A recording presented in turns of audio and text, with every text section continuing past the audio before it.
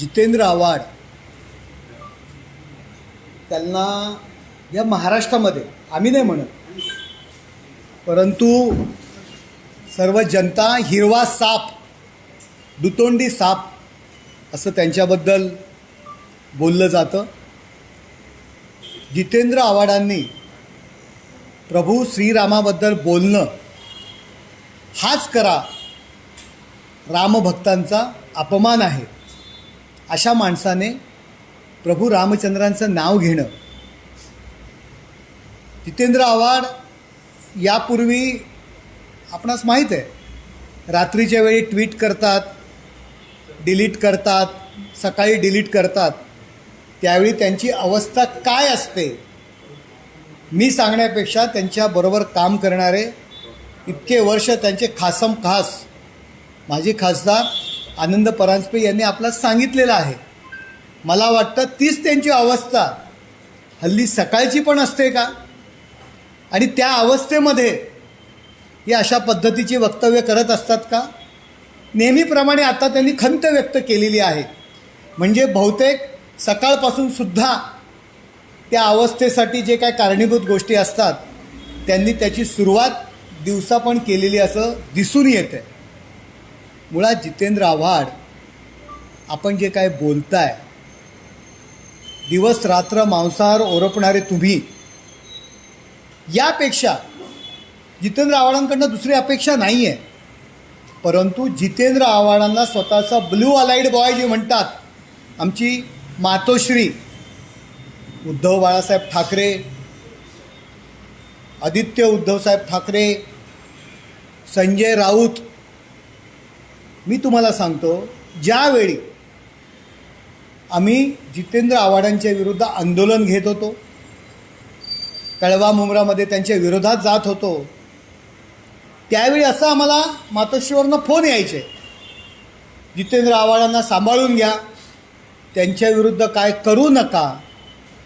ते शरद पवारांनंतर आपल्यातच येणार आहेत, एवढं प्रेम मातोश्रीचं जितेंद्र आव्हाडांवरती होतं.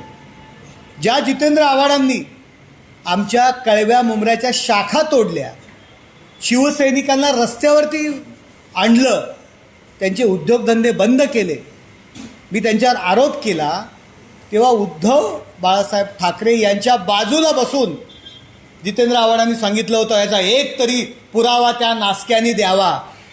मी आठवड्याभरात कळवा शाखा तोडण्यासाठी जितेंद्र आव्हाडांनी जो आटापिटा केला त्याचा पुरावा मी दिला होता. त्यावेळी मातोश्रींनी काय प्रतिक्रिया दिली, जितेंद्र आव्हाडांनी काय प्रतिक्रिया दिली, त्या जितेंद्र आव्हाडाच्या सांगण्यामुळे उद्धव बाळासाहेब ठाकरे मुंब्र्यापर्यंत आले होते. मला या विधानावरती जितेंद्र आव्हाडांकडनं अपेक्षा नाही आहे, परंतु उद्धव बाळासाहेब ठाकरे आणि आदित्य बाळासाहेब उद्धव ठाकरे यांची प्रतिक्रिया अपेक्षित आहे. तुमचे हेच हिंदुत्व आहे का? खुर्ची करता अशा लोकांना तुम्ही पायघड्या घालणार आहात का? हे यांनी माझं मीडियाला आव्हान आहे की आपण जितेंद्र आव्हाडांच्या वक्तव्यावरती मातोश्रीच्या प्रतिक्रिया घ्याव्या की तुम्ही जितेंद्र आव्हाडांच्या विधानाशी सहमत आहात का. संजय राऊत, आज सकाळची परिस्थिती मी पाहिली, अजिबात उत्तर दिलं नाही आहे. आता का मुख घेऊन गप्प बसलेले आहेत? तुम्ही खऱ्या अर्थाने हिंदुत्ववादी पक्ष तुमचा असेल तर जितेंद्र आव्हाडांचा निषेध मातोश्रीने करणं अपेक्षित आहे. आम्हाला तुम्ही म्हणताय तुमचं हिंदुत्व काय आहे, तुमचं हिंदुत्व बिनबुडाचं आहे, हे आज सिद्ध झालेलं आहे. जितेंद्र आव्हाडांकडनं काय अपेक्षा करणार हो? स्वतःला धर्मनिरपेक्ष समजतात, सेक्युलर समजतात, आणि रात्रीचे बुवा मांत्रिकांच्या मागे असतात. खात्री करून घ्या, आनंद परांजपेंना विचारा, ते सांगतायत. हे कशाला? त्यांच्या हातातले दोरे बघा, वेगवेगळ्या कलरचे दर आठवड्याला बदली झालेले असतात. स्वतःला धर्मनिरपेक्ष म्हणताना, सेक्युलर म्हणताना, मतांकरता हिंदू देवदेवतांच्या विरोधात बोलताना, मग हे काय करता तुम्ही? हे दुतोंडी साप जे आपण म्हणतो तो जितेंद्र आव्हाड आहे. जितेंद्र आव्हाडांनी एक वक्तव्य केलं होतं यापूर्वी की यापुढे या हिंदुस्थानामध्ये, महाराष्ट्रामध्ये दंगली होणार आहेत, अशा पद्धतीचं वक्तव्य ते केलं होतं. मी तुम्हाला सांगतो त्याच कटाचा हा भाग आहे महाराष्ट्रातील हिंदुस्थानातील जनतेची माथी भडकवण्याची. प्रभू रामचंद्रमय वातावरण पूर्ण हिंदुस्थानात झालेलं आहे. अशा पद्धतीने वक्तव्य करायची आणि मग आंदोलन व्हायला पाहिजेत, दंगली व्हायला पाहिजेत. अशा पद्धतीच्या कटाचा हा एक भाग आहे. माझी महाराष्ट्र शासनाला विनंती आहे की आपण जितेंद्र आव्हाडांची सखोल चौकशी करावी. त्यांनी यापूर्वी केलेलं वक्तव्य याच्याच कटाचा भाग म्हणून अशा पद्धतीचे ते वक्तव्य करून हिंदुत्ववादी लोकांना, हिंदू धर्मीयातील लोकांना, प्रभू रामचंद्राला मानणाऱ्या लोकांमध्ये दंगली घडवण्याचा हा त्यांच्या कटाचा एक भाग आहे. माझा आरोप आहे जितेंद्र आव्हाडांवरती महाराष्ट्र शासनाने याची सखोल चौकशी करावी. मात्र त्यांनी आता म्हणजे कोणाच्या भावना जर दुखावल्या असेल तर मी खेद व्यक्त करतो असं देखील म्हटलं. त्याच्यामध्ये त्यांनी हे सुद्धा म्हटलंय मी रामायणातील पुरावे दिलेत, इतिहास तज्ज्ञांचे पुरावे असे ते म्हणतायत. रामरक्षामध्ये एक श्लोक आहे, त्या श्लोकात म्हटलेलं आहे की प्रभू रामचंद्र कंदमुळं खाऊन ती 14 वर्षाची वनवासामध्ये काढलेले ते जगत होते. रामरक्षाच्या व्यतिरिक्त कुठला असा तुमचा इतिहास सांगतो? कोण इतिहास तज्ज्ञ आहे तुमचा? केवळ कुठल्या तरी धर्मीयांची मतं मिळवायची, स्वतःचा सेक्युलर चेहरा लोकांसमोर आणण्यासाठी प्रयत्न करायचा आणि मी काहीतरी वेगळं वागतो हे दाखवण्याकरता. आणि त्यांनी जे काही वक्तव्य केलेलं आहे यापूर्वी की या महाराष्ट्रात दंगली होणार आहेत, त्या कटाचा एक भाग म्हणून त्यांनी अशा पद्धतीचे वक्तव्य करून लोकांची माथी भडकवण्याचे हे त्यांचे प्रयत्न आहेत. महाराष्ट्र शासनाने याची सखोल चौकशी करावी. कोणतेही भाष्य अभ्यासाशिवाय केलेलं नाही. आजकाल अभ्यासाला महत्त्व नाही, भावनांना महत्त्व आहे असं त्यांनी म्हटलं. कुठला अभ्यास आणि कसला अभ्यास? हेच फक्त अभ्यास करतात का? यापूर्वी ऋषीमुनी असतील त्यांनी केलेला अभ्यास हा फेल आहे का? आपल्या ते राज्यघटना म्हणतात. राज्यघटनेमध्ये म्हटलेलं आहे की प्रत्येक धर्मियांना आपल्या रीती परंपरा रूढी याचा आदर राखायचा हे त्या राज्यघटनेमध्ये म्हटलेलं आहे. प्रत्येक वेळी काय झालं की स्वतःला सेक्युलर बोलायचं, धर्मनिरपेक्ष बोलायचं आणि लोकांची माथी भडकवण्याचं काम करायचं. हे एकमेव काम जितेंद्र आव्हाड त्या ठिकाणी करत असतात. आणि म्हणून माझ्याकडे काही पुरावे आहेत, त्यांचे व्हिडिओ आहेत की काही कार्यक्रमांमध्ये राम चरित्राचं आख्यान चालू होतं, त्या आख्यानामधून रामांची त्यांनी स्तुती केली. ही काय पद्धत आहे? दुतोंडी सापासारखं वागणं हे जितेंद्र आव्हाडांचं आहे. या सगळ्या जितेंद्र आव्हाडांकडून आम्हाला दुसरी अपेक्षा नाही. आम्हाला अपेक्षा आहे मातोश्रीकडून. माझा प्रश्न मातोश्रीला आहे, तुम्ही जितेंद्र आव्हाडांनी जे केलेलं वक्तव्य आहे त्याच्याशी सहमत आहात का? आणि सहमत नसाल तर तुमच्यात हिंमत आहे का त्यांचा निषेध करणं? त्यांच्या फोटोला, त्यांच्या प्रतिमेला जोडा मारण्याची तुमच्यामध्ये हिंमत आहे का? हे माझं मातोश्रीला आव्हान आहे. जितेंद्र आव्हाडांकडनं आम्हाला अपेक्षा नाही आहेत, पण आम्हाला जे हिंदुत्व तुमचं काय आहे हे जो प्रश्न विचारतात त्यांना माझा प्रश्न आहे, तुमचा ब्ल्यू अलाइड बॉय आहे जितेंद्र आव्हाड, त्याचा निषेध करण्याची हिंमत आपल्यामध्ये आहे का?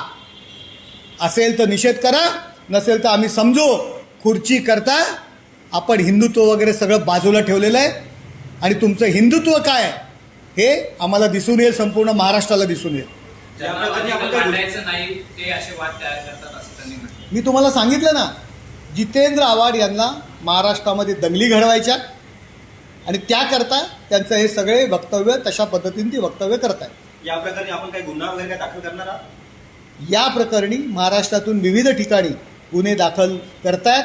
माझं गुन्हा दाखल करण्यापेक्षा माझी महाराष्ट्र शासनाला विनंती आहे की जितेंद्र आव्हाडांचा यामागे महाराष्ट्रामध्ये दंगली घडवण्याचा प्रयत्न आहे, त्यांच्या कटाचा भाग आहे एक आहे.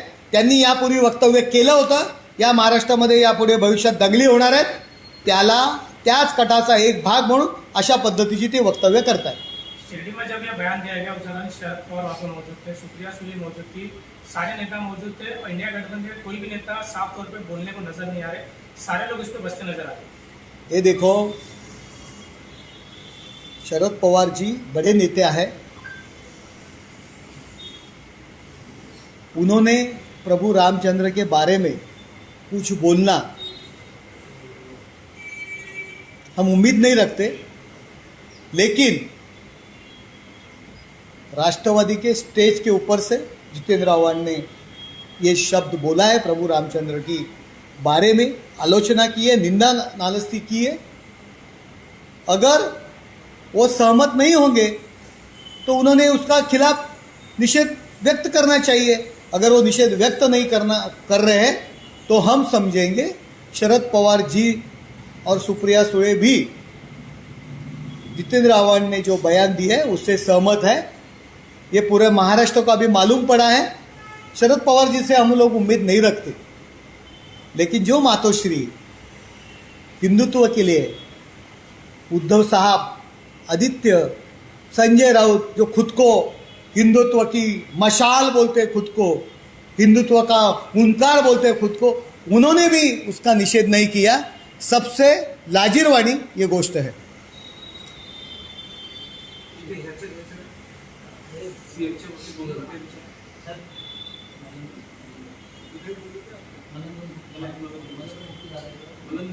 हाँ, एक मिनट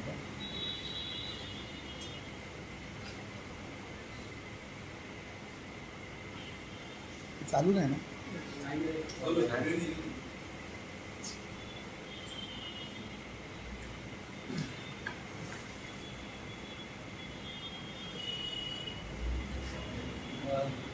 सर, काल मलंगगडावरती मुख्यमंत्र्यांनी भाषण दिलं, त्यामध्ये मलंग मुक्ती केल्याशिवाय मी शांत राहणार नाही असं वक्तव्यानंतर जितेंद्र आव्हाड यांनी त्यांच्यावर टीका केली आहे की हे कुठेतरी या धर्मावरती अन्याय करण्याचं काम मुख्यमंत्री करणार। श्री मलंग मुक्तीचा जी काही आंदोलन आहे गेले कित्येक वर्ष त्या ठिकाणी सुरू आहे आणि धर्मवीर आनंद दिघे साहेब यांनी हे सुरू केलेलं आंदोलन आहे।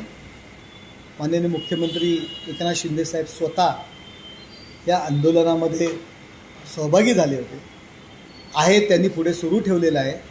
माननीय शिवसेना प्रमुख माननीय बाळासाहेब ठाकरे हे सुद्धा त्या मलंगगडावरती त्यांच्या आदेशाने आंदोलन सुरू झालं होतं। आत्ताचे जितेंद्र आव्हाडांचे नेते